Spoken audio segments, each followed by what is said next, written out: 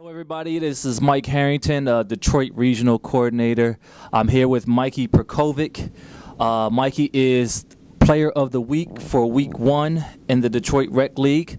I'm going to start off with the stat line you had to get you Player of the Week. 28 points, 18 rebounds, 65% from the field on 13 of 20 shooting. You collected the most votes for Player of the Week, so it's obvious that your peers are recognizing what you're doing. How is it that you're able to continue your streak of double-doubles each game, even though the target's on your back every day? Well, PA, I want to start off by saying, all the teams are playing great and really aggressive. The first two teams we did play were real aggressive and everything. And I don't want them to think that, how I'm doing the 2020s is just because they're easy to play or anything, because each team is very difficult to play. I do play my heart out. At certain points, I feel like my heart is going to jump out of my chest or my lungs are going to collapse or something. Definitely, though, I do play my hardest, and that's how I do continue my role. From USA to the New Age Titans in the second week, each game I played, my heart out. It was definitely hard. It wasn't easy. Things like that. Now, you're coming up next week against the Goblins.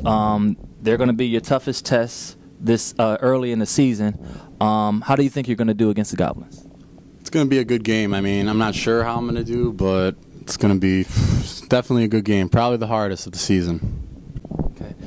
Now, for everybody that is saying that your $25 million PPV salary is not fitting of you, you don't deserve it. Why don't you tell everybody what's the recipe to getting the 25 million PPV?